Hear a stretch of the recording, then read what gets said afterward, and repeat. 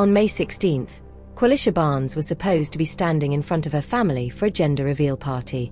She had the 2024 Range Rover she worked for, a nursing degree just months away, and a baby she had been praying for.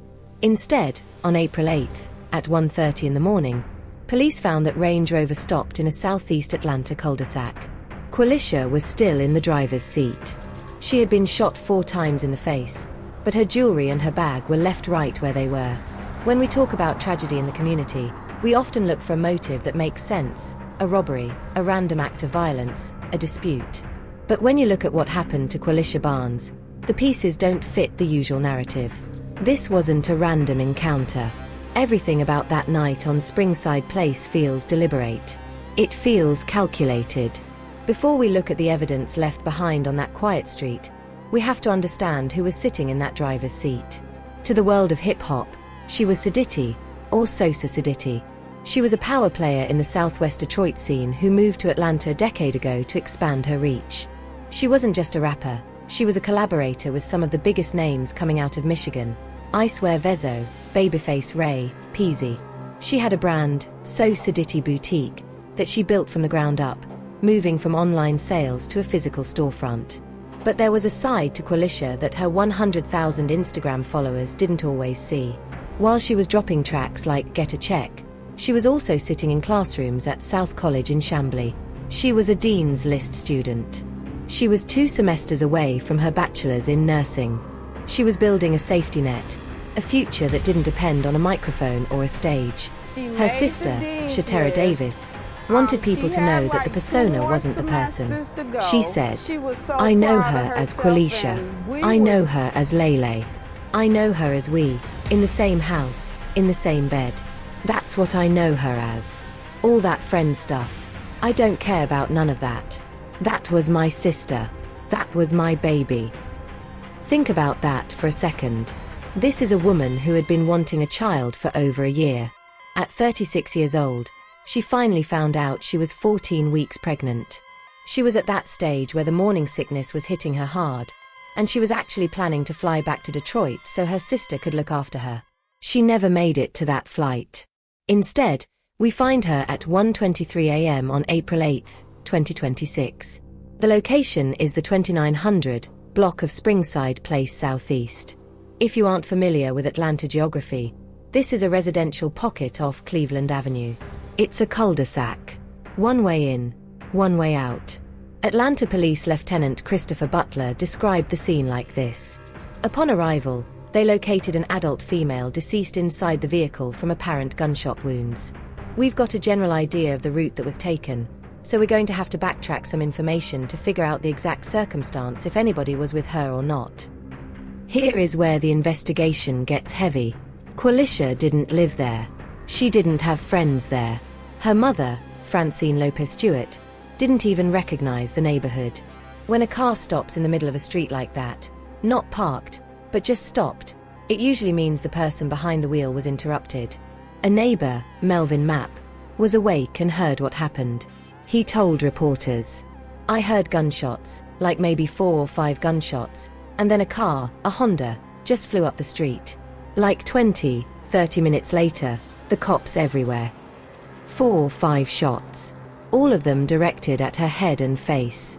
Yet, her expensive jewelry was still on her. Her bag, with all its contents, was sitting right there." In a city where carjackings and robberies are a constant concern for people driving luxury vehicles like a 2024 Range Rover, the fact that the person who did this walked away without taking a dime is the loudest piece of evidence we have. This wasn't about the car. It wasn't about the money. This was about making sure Qualicia Barnes, and her unborn child, did not see the next morning. Now that we understand who Qualicia was, we have to look at the cold reality of what happened on Springside Place. We are talking about a woman who was careful. She was a business owner, a nursing student, and a mother-to-be. She didn't just end up on a dead-end street at 1:30 in the morning by accident. Investigators are currently backtracking her movements, looking for every digital and physical breadcrumb she left behind. Atlanta Police Lieutenant Christopher Butler made it clear that this is a meticulous process. We've got a general idea of the route that was taken, so we're going to have to backtrack some information to figure out the exact circumstance if anybody was with her or not. Backtrack. That word is key. Because in 2026, you don't move through Atlanta invisibly. Between license plate readers and the Ring cameras lining every porch on that cul-de-sac, there is a trail. And that trail is leading people to ask the most uncomfortable question in this entire case. If nothing was stolen, what was the value in this crime? Let's talk about the neighborhood. Springside Place is the kind of street where you notice a white 2024 Range Rover that doesn't belong. It's quiet. It's tucked away. When the shots rang out, the neighbors didn't just hear noise, they saw the aftermath. Melvin Mapp, a neighbor who witnessed the immediate moments after the gunfire, provided a detail that police are likely dissecting frame by frame. I heard gunshots, like maybe 4 or 5 gunshots, and then a car, a Honda, just flew up the street. Like 20, 30 minutes later, the cops everywhere. A Honda, flying up a street with only one exit. Think about the logistics of that. To pull off a shooting in a cul-de-sac, you have to be confident. You have to know your exit route. You have to know that your target is going to be exactly where you need them to be. This suggests that Qualicia wasn't just followed, she was potentially summoned. This brings us to the most heavy part of the discussion. The family believes this was a setup. And they aren't just pointing at the person who pulled the trigger. Her mother, Francine Lopez-Stewart, has been very vocal about the level of accountability she expects. If you instigate something that causes a murder, then you need some kind. You need something. I think you need to go to jail too. Instigate. That is a heavy word. It implies a conductor. It implies someone behind the scenes. And the community hasn't been quiet about who they think that might be. While police have not officially named a suspect, the streets of Detroit and Atlanta are whispering a name: Touch Money. Allegedly, this is a man with deep roots in the Bay Area but a significant presence in Atlanta.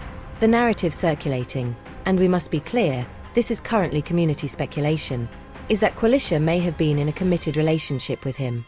A relationship that allegedly became complicated when she became pregnant. According to various street sources, the theory is that this pregnancy wasn't just a personal milestone for Qualicia. It was a perceived threat to someone else's stability. Someone who may have had a lot to lose if a high-profile rapper and aspiring nurse became the visible mother of his child. We have to look at the timing. Qualicia was 14 weeks pregnant. She was starting to show. She was planning a gender reveal. She was 2 semesters from a nursing degree. She was about to become permanent in a way that couldn't be ignored. If this was a premeditated act, the motive shifts from a simple robbery to something much more personal. It shifts to the idea of silencing a future that someone wasn't ready to own. As we look at the footage of that Range Rover being towed away, you see the red bow she had on it just months prior. It was a symbol of her success. But that night, it became a marker for a tragedy that feels like it was written long before she turned onto Springside Place. When you look at the map of Springside Place, you see more than just a street. You see a trap. In the world of high-stakes investigations, we talk about victimology, understanding the person to understand the crime.